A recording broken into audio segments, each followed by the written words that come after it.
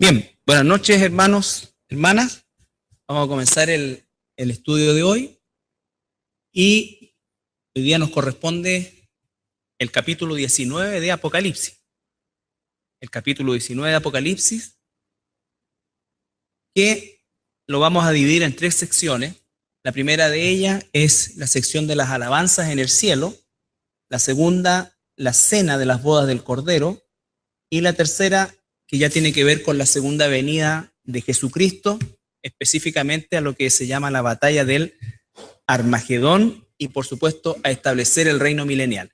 Hay varias cosas que viene a establecer el Señor Jesucristo cuando aparezca por segunda vez visiblemente. Recuerden que va a venir invisible para el mundo y va a venir y va a sacar a su iglesia, y eso va a dar origen a esta semana 70 que hemos estado analizando, en la cual ya nos encontramos en el capítulo 19.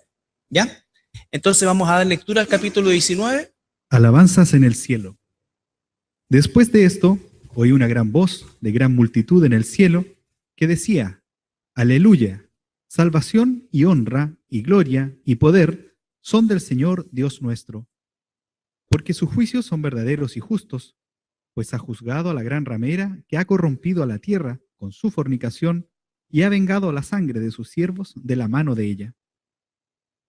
Otra vez dijeron: Aleluya, y el humo de ella sube por los siglos de los siglos.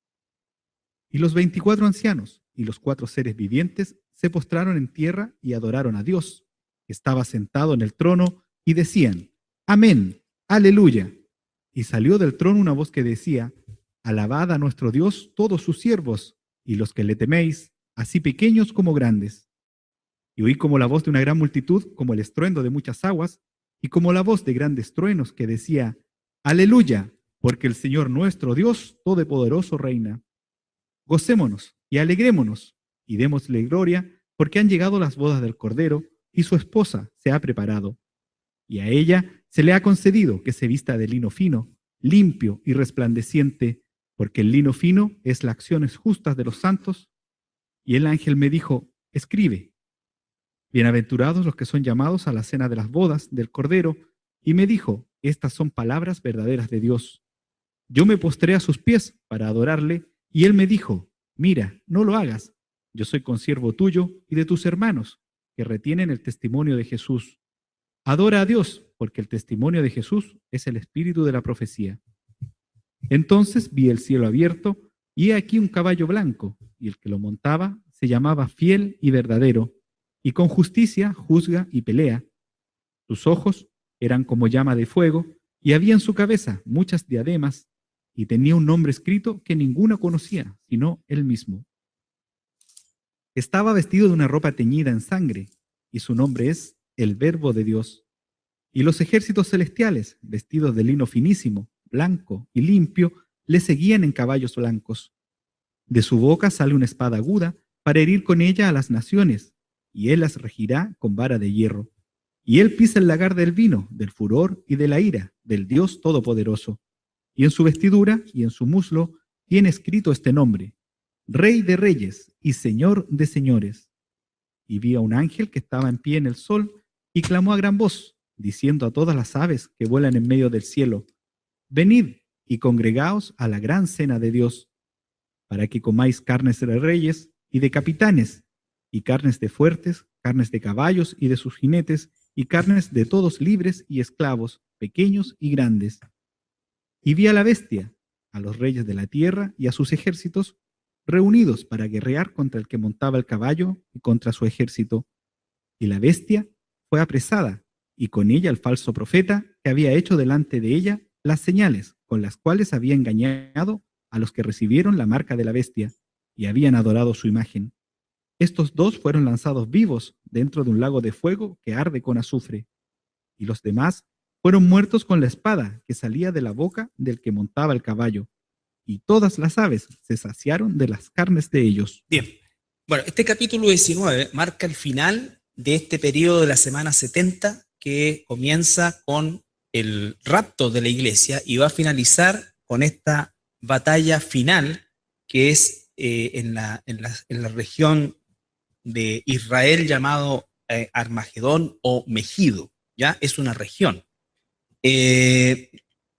Bueno, como dije, este capítulo 19 lo vamos a dividir en estas tres partes, y es importante ver que aquí está en primer lugar la palabra que aparece, ¿no es cierto? Es la palabra después de esto. Recuerdan que es una palabra que se usa en varios pasajes del libro de Apocalipsis, específicamente es la palabra metatauta, que tiene una connotación bien clara en el griego, que significa que ha terminado completamente un periodo y se da inicio a otro, ¿ya? Distinto.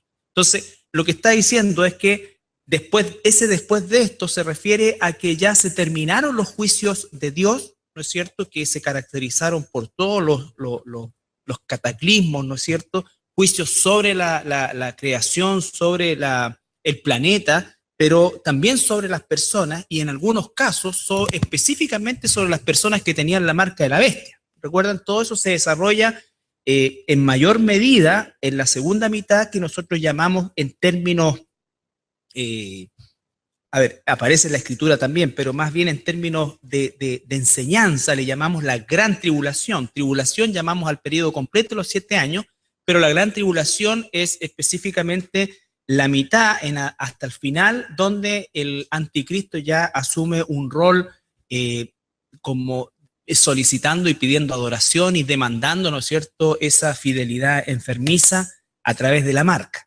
Entonces, metatauta en este caso significa ya terminó ese periodo. Ahora este periodo va a terminar, va a finalizar con una batalla, ¿no es cierto?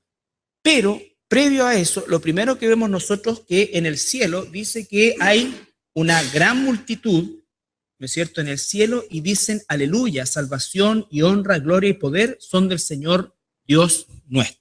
Entonces, la primera razón por la cual se expresan alabanzas en el cielo es porque la salvación se ha completado o está perfecta, ¿ya?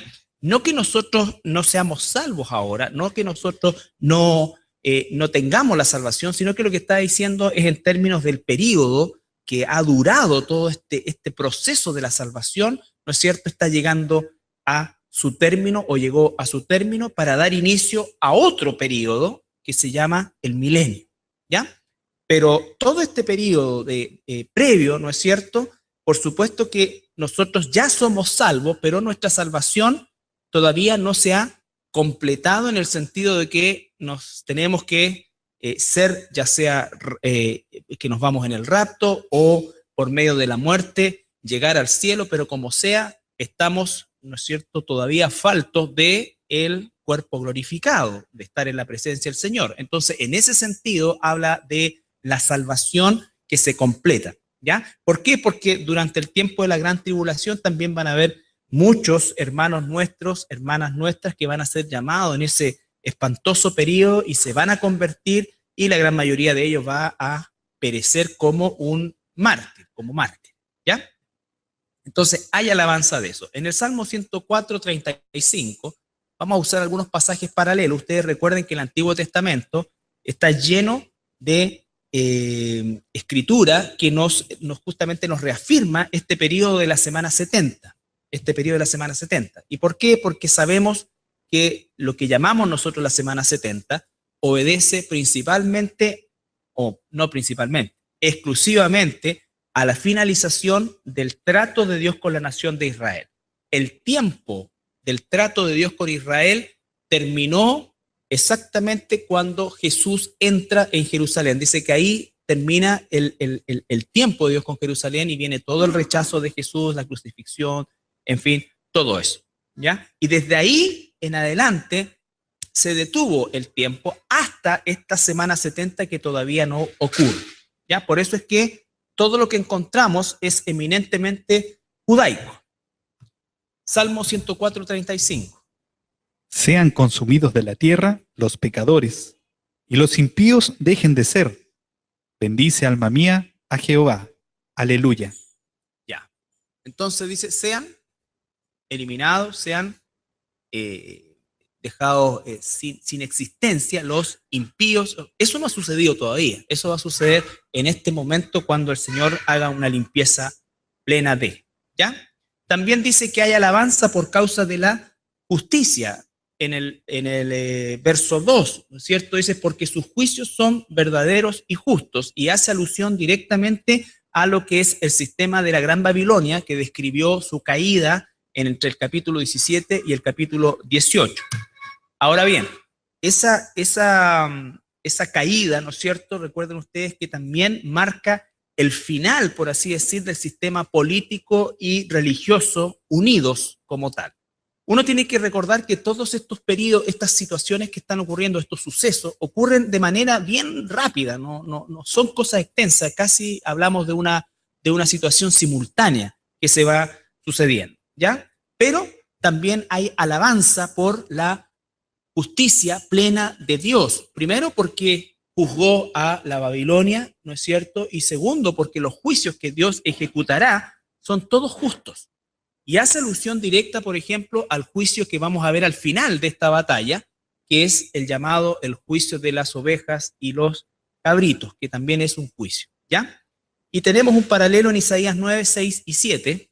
Porque un niño nos es nacido, hijo nos es dado, y el principado sobre su hombro, y se llamará su nombre admirable, consejero, Dios fuerte, Padre eterno, príncipe de paz. Lo dilatado de su imperio y la paz no tendrán límite sobre el trono de David y sobre su reino, disponiéndolo y confirmándolo en juicio y en justicia, desde ahora y para siempre. El celo de Jehová de los ejércitos hará esto. Ya, ahí tenemos, ¿no es cierto?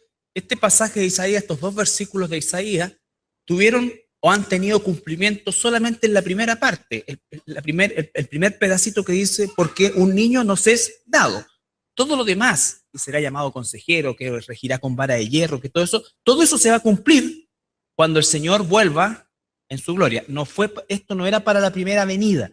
Los rabinos, los fariseos, los religiosos de la época de Jesús no entendían esto, por supuesto, y ellos pensaban, por eso es que también tenían una imagen mesiánica tan conquistadora, tan potente, que no les cuadraba con este Mesías, ¿no es cierto?, absolutamente sufriente y falto total de una capacidad bélica o de un liderazgo como el que ellos creían. Sin embargo, ahora nosotros, porque estamos, primero que nada, sellados por el Espíritu Santo, y el Espíritu Santo nos enseña esto, y además el Espíritu Santo usa toda la historia para que podamos tener claridad de que esas palabras, aunque estaban dichas en el mismo pasaje, ¿no es cierto? Recuerden que tenemos que aprender a ver nosotros, sobre todo la escritura del Antiguo Testamento y los profetas, mayores y menores, tenemos que ver que muchas veces hay profecías de distintas épocas, ¿no es cierto?, que se van a ir cumpliendo, pero que están en el mismo versículo. Por ejemplo, lo único que está cumplido acá es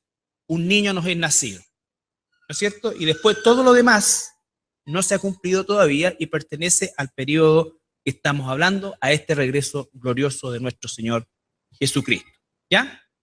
También hay alegría porque el Señor dice, domina todo. El versículo 4 al 6 dice, y los 24 ancianos y los 4 seres vivientes se postraron en tierra y adoraron a Dios, que estaba sentado en el trono, y decían, amén, aleluya. Y salió del trono una voz que decía, alabad a nuestro Dios, todos sus siervos y los que teméis, así pequeños como grandes.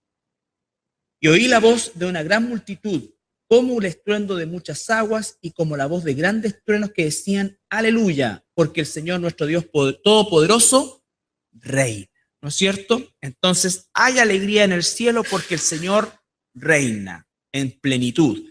Recuerden que Dios es soberano, Dios es dueño de todo, sin embargo, Dios le ha cedido en este tiempo, y específicamente también durante estos 7 años, un espacio para que el anticristo y Satanás, que es el príncipe de la potestad del aire, tenga una injerencia y un dominio sobre la humanidad caída, ¿ya?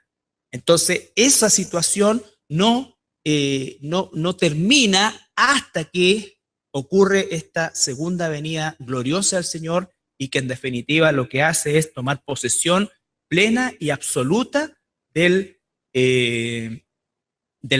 gobierno, ¿no es cierto?, y del poder, ¿ya? Eso es importante. Entonces hay alegría en el cielo. Vamos a leer el Salmo 146, completito, no es largo, pero ahí nos da una idea de este concepto de dominio también, escrito por lo menos 8 siglos antes de Cristo y que se cumple en este periodo. Es decir, esto no se ha cumplido. Nosotros podemos hacer algunas aplicaciones escriturales, pero son aplicaciones y no podemos nosotros en definitiva tomar este texto como lo tomaron, por ejemplo, los religiosos y hacerlos que calcen con el tiempo que nosotros queremos que calce. Que nosotros queremos que calce. ¿Ya? Salmo 146. Alaba, oh alma mía, a Jehová. Alabaré a Jehová en mi vida.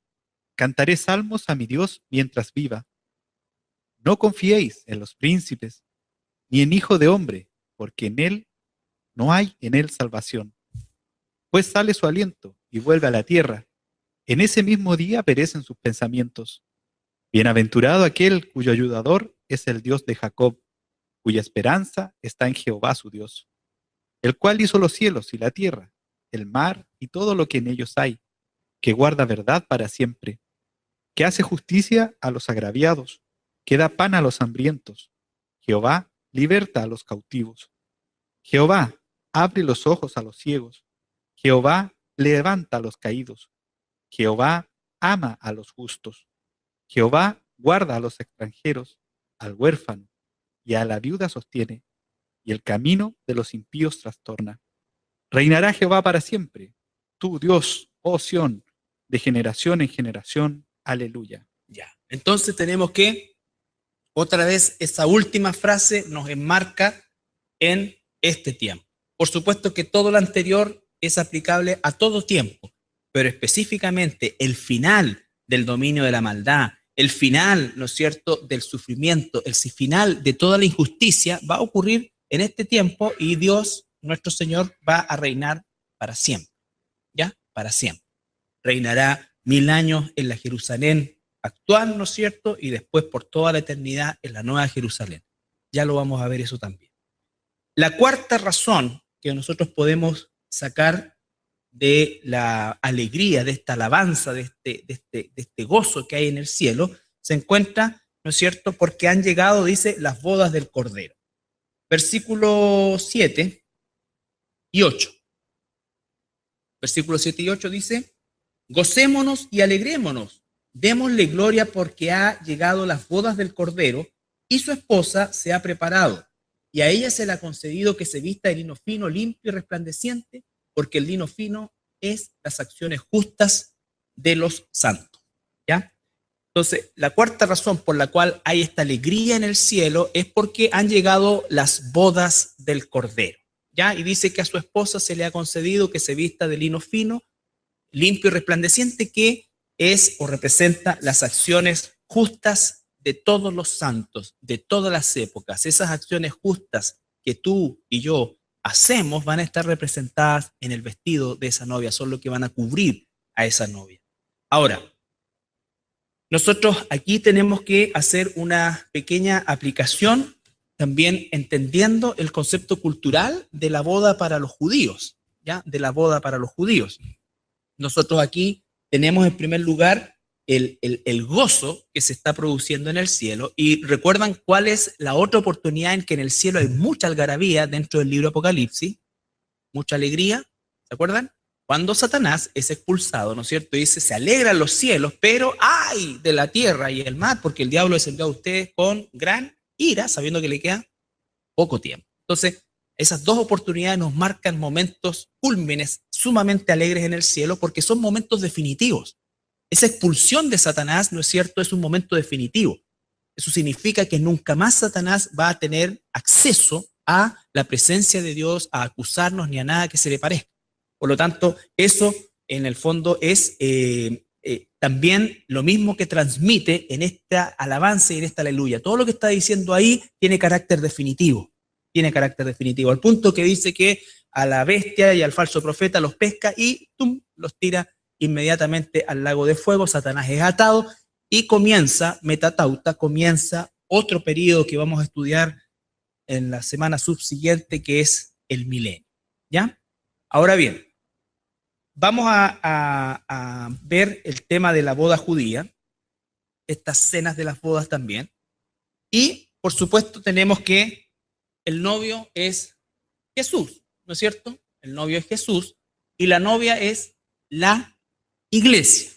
Entonces, nosotros, por ejemplo, cuando analizamos la boda judía, y por favor, el tema del matrimonio judío era un aspecto cultural. En la Biblia no hay indicaciones de cómo hacer una ceremonia, de cómo hacer esto. Todo lo que se creó a lo largo del tiempo en Israel para casarse, para todo, tenía un origen cultural. O sea, se fue creando como parte de la cultura.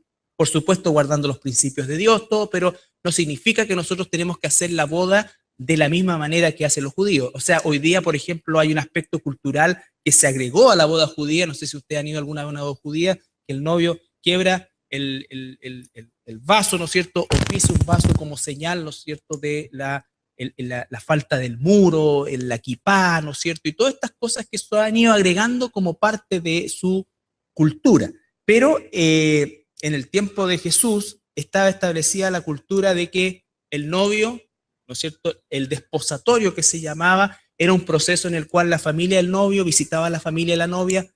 La escritura, o sea, la historia es bien clara en decir que no era una obligación para el novio casarse con la mujer que sus padres, ¿no es cierto?, le elegían. Ya se suponía que había un gustarse, había un interés mutuo en ese sentido, y por lo tanto cuando existía ese interés mutuo, los padres del novio visitaban a los padres de la novia, se llegaban a los acuerdos, ¿no es cierto?, de rigor, y empezaba el proceso desposatorio. Es decir, esa mujer quedaba, como quien dice, reservada. Ya de ahí en adelante estaba reservada ella, ¿ya? Incluso algunos autores dicen que vestían algún tipo de prenda especial que las distinguía del resto de las doncellas. Por lo tanto, ya tenemos una primera parte ahí, y eso hacía que el novio, ¿no es cierto?, se ausentara o no consumara o no se fuera a vivir con ella hasta que terminara el lugar donde, donde iban a vivir, que normalmente era en un espacio que los padres les cedían dentro del mismo terreno de su casa o en un segundo piso, en fin. Debe haber sido más o menos así, porque los espacios eran bastante pequeños. Por lo tanto, y el mínimo de tiempo eran 6 meses. Nada de eso está escrito en la Biblia, todo eso es parte de la cultura judía. Entonces, de los 6 meses para adelante, en cualquier momento, el novio podía, ¿no es cierto?, en un acto desafiante de amor, ir y decían raptar a la novia. Entonces la novia siempre se acostaba, como dice, con el vestido en la cartera o vestida de novia, ¿ya? Entonces, eso significaba que estaba lista las doncellas, todas las que la iban a acompañar. Bueno, entonces, ya viene el novio y el novio la toma y se la lleva. Entonces, eso simboliza en el caso nuestro el tema del rapto, ¿cierto? Por eso dice que el Señor Jesús dice, voy a prepararles un lugar y vuelvo. ¿Cuándo? Espérenme. Tienen que estar atentos, ¿ya? Entonces, eso hizo, el novio saca y comienza la ceremonia de la boda, que es lo que dice acá en el capítulo 19, en el versículo 7, gocémonos y alegrémonos, ¿no?, y démosle gloria, porque ha llegado las bodas del Cordero. Las bodas del Cordero hace alusión, si nosotros pudiésemos hacer una separación en esto, a, como quien diría, la ceremonia religiosa, ¿ya? Y esa ceremonia, que era llevada adelante por un rabino, ¿no es cierto?, o un sacerdote, un rabino, esa ceremonia tenía un carácter netamente de intimidad. Eso significaba que en esa ceremonia participaba solamente la familia del novio y la familia de la novia. No habían invitados externos, ya no participaban de eso. En lo que sí participaban es lo que dice el versículo 9 y 10, que dice, y el ángel me dijo, escribe, bienaventurados los que son llamados a la cena de las bodas, que es sinónimo de una celebración, de la fiesta, ¿no es cierto? Las bodas del Cordero. Y me dijo, estas son palabras verdaderas de Dios. Yo me postré a sus pies para adorarle y él me dijo, mira, no lo hagas. Bueno, eso es parte de la otra parte que vamos a ver, pero para seguir en la línea de la boda propiamente tal, tenemos las bodas, que vendría a ser la ceremonia, vuelvo a insistir, de carácter religioso, donde participaba solamente la familia de uno y otro, y algunas cosas, dice que algunos autores hablan de que incluso solamente los padres de los novios, nadie más. Ya era una situación muy, muy íntima. Pero después dice, y el ángel me dijo, escribe, bienaventurados los llamados a la cena. Ahí hay una palabra llamados que significa también invitados, convocados. Esa es la palabra, ¿ya?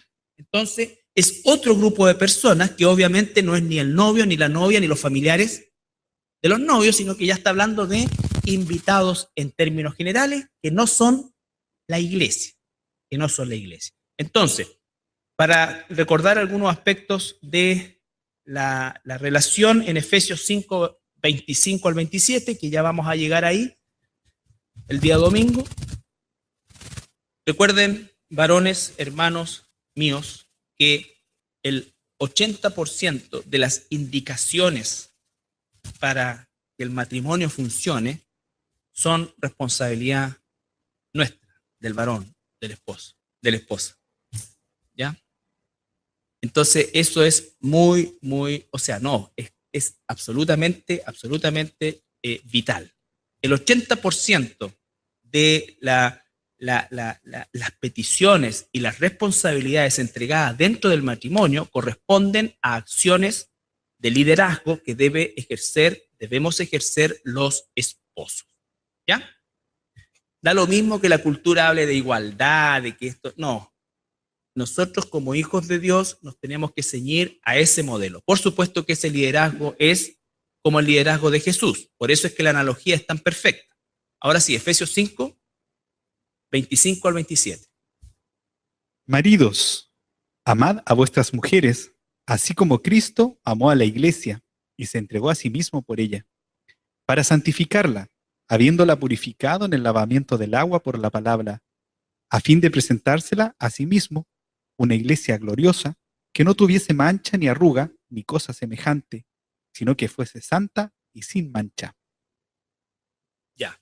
Entonces, fíjense, maridos, amad a vuestras mujeres como, y ahí está, Cristo amó a la iglesia. ¿Cómo aprendo a amar a mi esposa? Como Cristo amó a la iglesia. Entonces, Cristo ama a su esposa, la iglesia, al punto de que dio su vida por ella. ¿No es cierto? Recuerden que la iglesia, en términos concretos y reales, la iglesia es el regalo de los redimidos que Dios le da al Hijo antes de la fundación del mundo. ¿Cierto? Antes de la fundación del mundo, Dios Padre tomó esa iglesia y la manifestó y la sigue manifestando a lo largo de todos estos siglos. Entonces, por eso es que dice que el esposo dio su vida, o Cristo dio su vida por su esposa. Podríamos decir nosotros, bueno, ¿cómo es que Dios dio su vida por su esposa si cuando Cristo murió y fue crucificado todavía el concepto de iglesia no estaba en acción? No había venido Pentecostés, no había pasado nada de eso, ¿no es cierto? Entonces, ¿cómo es que Cristo murió? Cristo entonces muere por su esposa, él paga, y en términos culturales diríamos la dote, Dios paga la dote, y esa dote es la vida de nuestro Señor Jesucristo. Entonces, esa iglesia que ya está tomada por el Padre, ¿no es cierto?, es entregada al Hijo en este desposatorio. Nosotros todavía estamos en el proceso estamos desposada como iglesia, ¿no es cierto?, pero no han ocurrido la ceremonia de la boda con el Cordero. ¿Estamos? No ha ocurrido eso. Somos su esposa, sí, estamos desposadas, pero eso se va a llevar efecto, ¿no es cierto?, en este momento. Todavía falta que la esposa de Cristo, el cuerpo de Cristo, sea completado, ¿ya? 2 Corintios 11:2. 2 Corintios 11:2. Porque os celo con celo de Dios, pues os he desposado con un solo esposo, para presentaros como una virgen pura a Cristo. Ya. El apóstol Pablo dice, le está hablando a la iglesia de Corinto, ¿no es cierto? Ya sabemos los problemas que tenía la iglesia de Corinto, ¿ya? Entonces él dice, lo está reprendiendo, yo los celo, con celo de Dios, porque tienen un solo esposo, están desposadas por un solo esposo y tienen que presentarse sin mancha, sin arruga, ¿ya? Y ese es el llamado para todas las iglesias a lo largo de toda la historia. Dice, ¿cómo somos limpiados nosotros? Por medio de la palabra de Dios, ¿no es cierto? Somos limpios por medio de la palabra de Dios. ¿Cómo es que el Señor nos limpia? ¿Cómo el Señor nos plancha, nos estira para que no estemos arrugados, ¿no es cierto? Y a maltraer por medio del ejercicio, del cumplimiento y de la voluntad de Dios en nuestra vida. Hacer la palabra de Dios, hacer la voluntad de Dios. Cada vez que nosotros hacemos la voluntad de Dios, es sinónimo esto de lo que hablaba del lino fino, ¿no es cierto? Lino fino y dice resplandeciente, resplandeciente. Y ahí casi es como una cosa de una dicotomía, porque el género de lino es más bien opaco, ¿no es cierto? Pero este por alguna razón es resplandeciente. Entonces, ese concepto viene de la mano con el hecho de que Él va a presentarse a sí misma, a esta iglesia, ¿no es cierto?, sin mancha y arruga. Él la está perfeccionando, Él la está santificando, Él le está dando, ¿no es cierto?, cada día el alimento que necesita, el sostén que necesita, la instrucción que necesita y la transformación que necesita. Por eso es que la iglesia como cuerpo tenemos que entender nosotros, ¿no es cierto?, estamos aquí, tenemos que entender y ser siempre, siempre, siempre proclamadores en medio de nuestros hermanos y hermanas con nosotros, de que nuestra vida le pertenece al Señor. Por lo tanto, mis acciones en lo privado, mis acciones en lo público, tienen una injerencia, para bien o para mal, en todo el cuerpo, en todo el cuerpo. Por eso es que es tan importante el concepto del testimonio, por eso es que es tan importante el que nosotros entendamos que tenemos que cuidar nuestras acciones, cuidar nuestras acciones. Cuando uno le dice a las personas que cuide sus acciones, que cuidado con esto, y la persona dice, pero bueno, si es mi tiempo personal, eso es fuera de esto, es fuera del trabajo, es fuera de la iglesia, es mi hobby, es lo que sea, sí, pero si eres parte verdaderamente de un cuerpo, tienes que sujetar todo eso a la voluntad de Dios. Y eso es amor, porque Pablo dijo, si comer esto te ofende a ti, no importa que a mí me encante, pero yo por amor a ti no lo voy a comer. Y no por eso soy mejor que tú, sino que estoy extendiendo lo mismo que me extienden a mí. ¿Ya? Por eso es que es tan importante cuando las personas entendemos que si alguien, por ejemplo, realmente en su corazón siente y claro, y levanta sus manos y está cantando, por ejemplo, estoy poniendo ejemplos, y ya está bien, perfecto, ya, pero si ya empieza, y empieza a ver que lo empiezan a mirar, bueno, no va a ser menos espiritual si lo hace más recatado en función de aquellos que están viéndose invadidos y confundidos, sobre todo en nuestra cultura, sobre todo en nuestra cultura. Entonces una persona dice, bueno, pues si a mí el espíritu me toma y yo no sé, pues ahí, esos son los típicos, ¿no es cierto?, hermanoides que no entienden este concepto del amor en el sentido amplio. O sea, si el beber vino puede ser causa de afectarte en algo a ti, no lo voy a hacer. Si esto puede afectarte a ti, no lo voy a hacer. Y esa es la razón por la cual lo hacemos. ¿Me entiendes? Esa es la razón por la cual lo hacemos. Y vuelvo a insistir, y acá desde el púlpito ustedes mismos han sido testigos uno más de una vez. Yo he dicho cosas impropias, he hecho cosas impropias, ¿no es cierto?, en este proceso que uno a veces se olvida que te están viendo por internet, quién sabe quién. Entonces, pero Dios coloca siempre personas, van y te dicen, ¿sabes qué? En realidad esto que dijiste estuvo mal, tienes razón, hermano, sujetarme, y de verdad han sido momentos súper enriquecedores. Y el último, un joven me viene y me dice y me exhorta respecto a algo que cuando yo lo dije, supe que le había embarrado, pero ya lo había dicho. ¿Me entiendes? Y es un riesgo, Porque si uno no le pone un poco de chiqui chiqui a la cosa, ya no habrían 5 bostezando, sino que esto sería un dormitorio. Entonces, pero,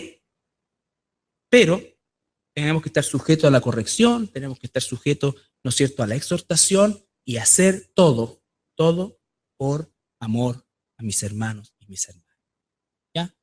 Si esta cosa que voy a escribir, y por favor, porque esas cosas quedan ahí, si esta cosa que voy a escribir en las redes sociales puede traer confusión, si este leak puede traer confusión, es complicado y tenemos que ser observantes. Eso es ser cuidadoso. Y yo prefiero personas que sean perseguidas a personas que no.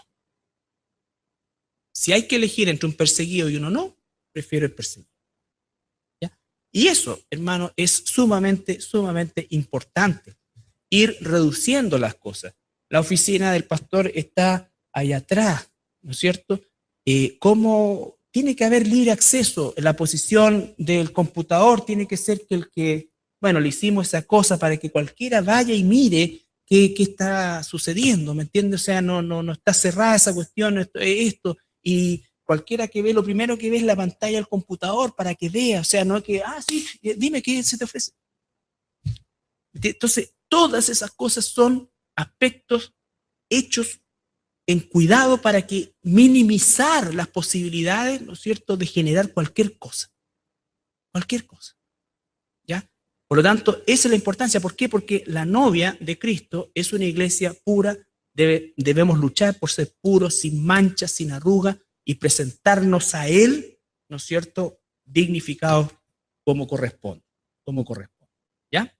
Ahora, el versículo 9 y 10, 9 que dijimos, ¿no es cierto?, dice, y el ángel me dijo, escribe, bienaventurados los que son llamados a la cena de las bodas del Cordero. Ahí tenemos otro aspecto que, como les decía, también tiene una arista, está tan de moda esa palabra, arista cultural, que es el hecho de que, vuelvo a insistir, la ceremonia era privada familiar, la fiesta, por ejemplo, duraba, dependiendo de los recursos de las familias, duraban a lo menos varios días, ¿ya? Hay registros de semanas en bodas judías, ¿ya? Entonces, a lo menos algunos días. Entonces, obviamente no es el caso de nosotros, y cada vez menos, un canapé y el brinde y chao, así debiera ser en realidad. Entonces, pero en aquel entonces era un sinónimo, y que aún permanece en la cultura de nosotros, un sinónimo, ¿no es cierto?, de grandeza y todo esto, en la medida que se extendiera mucho más. ¿Quiénes son estos invitados a las bodas? Que obviamente no son la esposa, ni el esposo, ¿cierto? El esposo no va a decir, te invito a nuestra cena matrimonial. No, entonces tienen que ser otras personas. ¿Quiénes son? Bien, tenemos un grupo que son los santos de la tribulación. ¿Por qué? Primero uno tiene que identificar quién es la novia, quiénes son miembros e integrantes de la novia. Si la novia es la iglesia entonces tenemos el periodo de tiempo desde Pentecostés, hasta el rapto. Todo aquel que se ha convertido en ese momento y que Dios lo ha llamado, el Señor Jesucristo, sea judío, griego, hombre, mujer, lo que sea, es parte de la iglesia, es parte de la novia.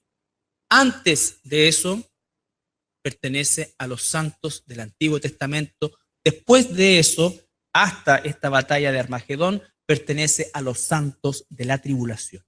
Entonces, los invitados a las bodas no son ángeles, no son arcángeles, son los santos de la tribulación y, por supuesto, los santos fallecidos, porque van a haber algunos que sobrevivan, porque estas bodas se llevan a efecto en el cielo, no en la tierra. Y los santos del Antiguo Testamento, santos y santas. Para solamente un botón de muestra en Juan 3, 22 al 30.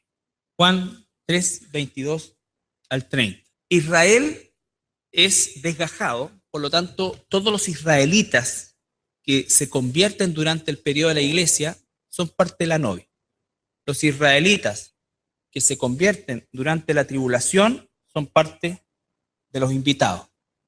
Los israelitas que pertenecían y que eran convertidos, porque no todos los israelitas en el Antiguo Testamento tampoco podíamos decir nosotros que eran convertidos. O sea, nunca el puro hecho de ser israelita era sinónimo de ser salvo, ¿ya? Y tenemos el otro segmento de israelitas protegidos en el desierto. Eso es israelitas físicamente como en carne humana, como quien dice, van a entrar al milenio. Entonces, Israel como nación propiamente tal, que fue la esposa, ¿no es cierto?, se funde ese concepto con la iglesia en este periodo de 2000 y tantos años, donde la iglesia primitiva fue judía, ¿cierto? Por lo menos en los primeros 3 siglos fue mayoritariamente judía, ¿no es cierto? Entonces tenemos ahí parte de la novia judía, pero como Israel propiamente tal, dice el Señor entonces que ese plan, ese proyecto, lo desecha como tal, pero en el milenio va a gobernar con Israel. va a gobernar con Israel. Entonces, Israel no es parte como nación de la novia. Los israelitas, salvo en la gran tribulación, van a ser parte de los invitados, y los israelitas, salvo del Antiguo Testamento, van a ser también invitados. Eso es lo que se deduce, ¿ya? Por eso Juan el Bautista dice acá en el 3:22 al 30. Después de esto, Pausa, disculpa. Además, Dios se divorcia de Israel, que era lo que me faltaba, ¿ya? Y según la ley mosaica, cuando había divorcio, ¿no es cierto?, no podías volver a casarte con la misma mujer. Perdón.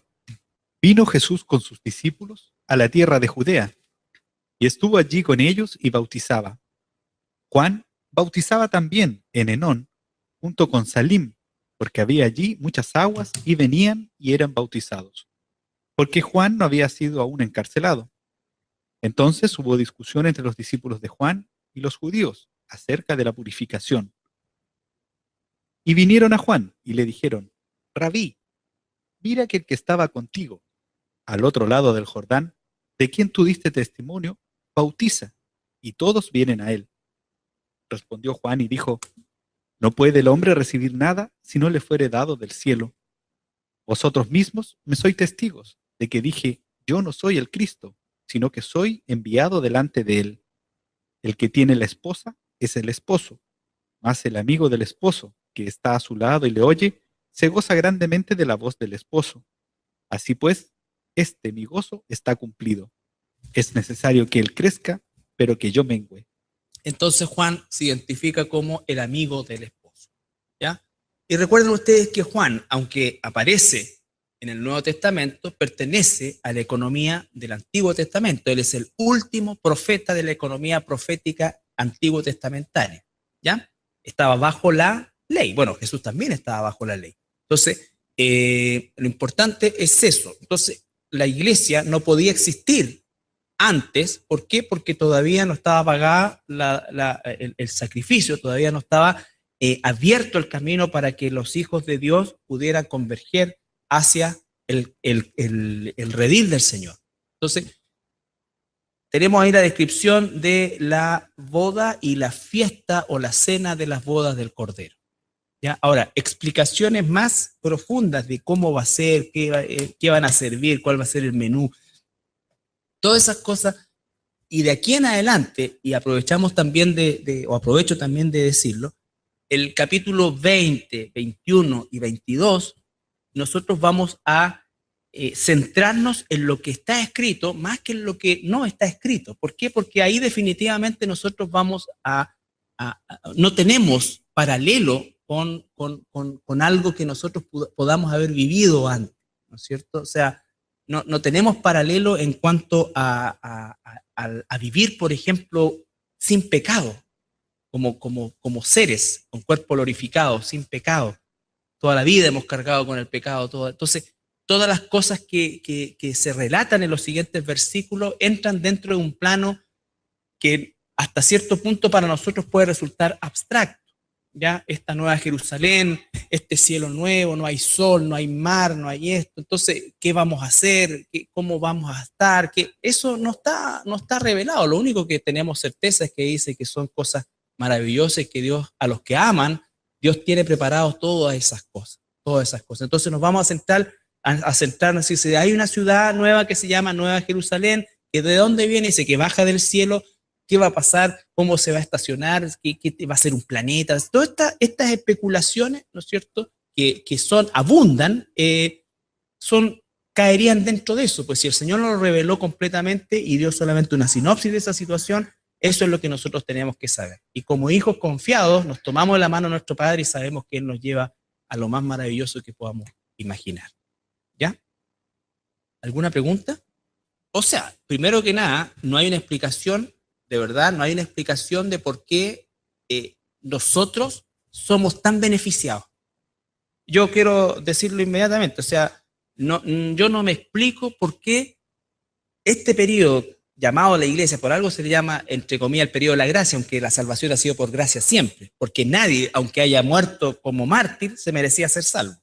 ¿Me entiendes? Entonces, siempre ha sido por gracia, pero el derramamiento de la gracia en este tiempo, no hay una explicación para eso. Por eso es que Pedro dice, teniendo nosotros tantas cosas, tanto esto, ¿cuánto más debemos vivir en santidad? Pero paradojalmente es la generación que más nos cuesta vivir en santidad, ¿ya?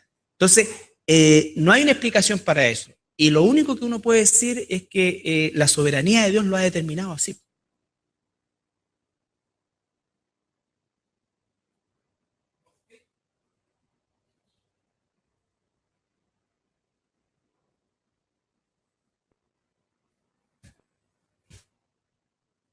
Claro, pero es que lo que se les dijo, se les prometió. Lo que se les prometió se les va a cumplir. Esto es exactamente igual que la parábola del dueño del fundo. A nosotros nos llamó, nos tuvieron en el hotel 5 estrellas, nos dijeron que no iban a pagar tanto, y al otro le dijeron, te vamos a pagar tanto, y vaya a estar aquí, esto acá, vaya a tener racionado todo esto, te vamos a racionar el agua, todo esto. ¿Aceptas? Sí. Entonces, pues es posible que ellos también puedan decir, oye, pero ¿cómo? Le estás pagando lo mismo, pero mira todas las condiciones que le estás dando. Y a mí no. Entonces el Señor tendría que decir, bueno, está claro, tú quedaste de acuerdo, aceptaste. Entonces, ¿por qué me reclamas si yo soy el dueño? Yo soy dueño de hacer y darle la preferencia a hacer lo que yo quiera. Y ahí se acaba la discusión. Entonces, nadie podría darte una explicación teológica porque no la hay. No la hay. ¿Ya? Esto mismo del tema de Israel. O sea, ¿cómo es posible que un pueblo tan bendecido, desde el punto de vista de la ley, de todo eso, a la vez haya sido tan castigado a lo largo del tiempo? Y el velo que ellos tienen hoy día, si uno se va al punto exacto, dice, bueno, Dios mismo dice que Él los ha cegado.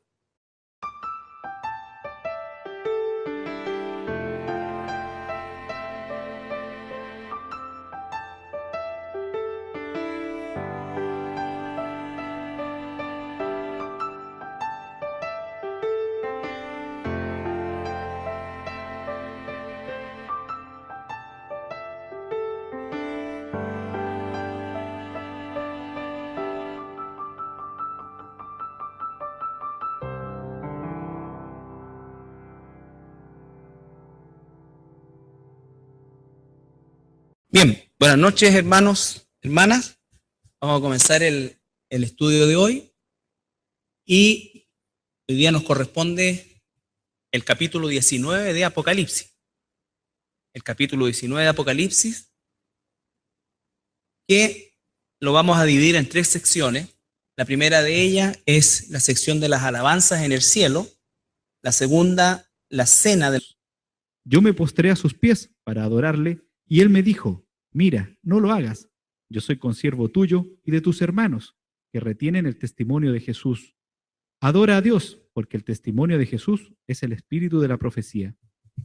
Entonces vi el cielo abierto, y he aquí un caballo blanco, y el que lo montaba se llamaba Fiel y Verdadero, y con justicia juzga y pelea. Sus ojos eran como llama de fuego, y había en su cabeza muchas diademas, y tenía un nombre escrito que ninguno conocía, sino él mismo. Estaba vestido de una ropa teñida en sangre, y su nombre es el Verbo de Dios. Y los ejércitos celestiales, vestidos de lino finísimo, blanco y limpio, le seguían en caballos blancos.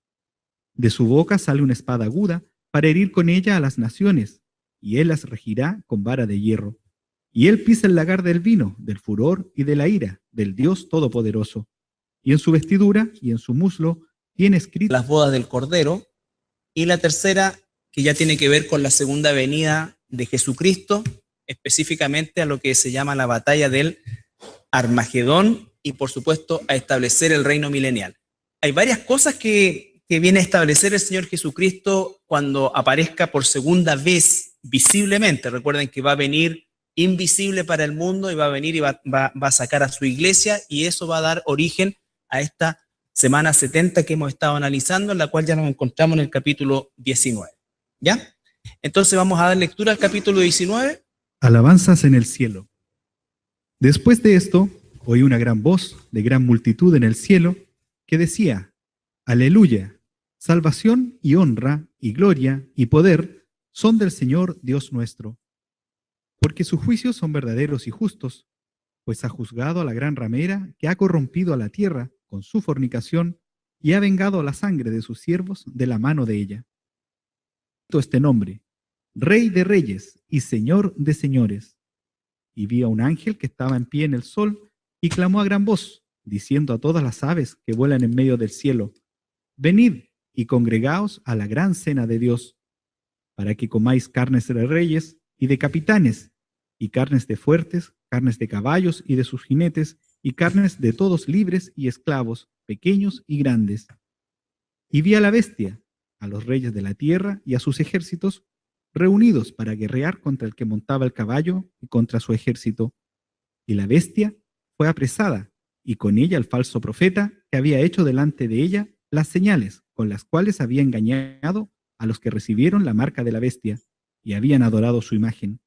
Estos dos fueron lanzados vivos dentro de un lago de fuego que arde con azufre, y los demás fueron muertos con la espada que salía de la boca del que montaba el caballo, y todas las aves se saciaron de las. Otra vez dijeron: ¡Aleluya! Y el humo de ella sube por los siglos de los siglos.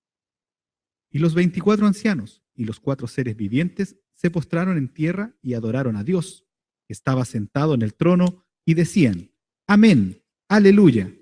Y salió del trono una voz que decía: Alabad a nuestro Dios todos sus siervos, y los que le teméis, así pequeños como grandes. Y oí como la voz de una gran multitud, como el estruendo de muchas aguas, y como la voz de grandes truenos que decía: Aleluya, porque el Señor nuestro Dios Todopoderoso reina. Gocémonos y alegrémonos, y démosle gloria, porque han llegado las bodas del Cordero, y su esposa se ha preparado. Y a ella se le ha concedido que se vista de lino fino, limpio y resplandeciente, porque el lino fino es las acciones justas de los santos. Y el ángel me dijo: escribe: bienaventurados los que son llamados a la cena de las bodas del Cordero. Y me dijo: estas son palabras verdaderas de Dios.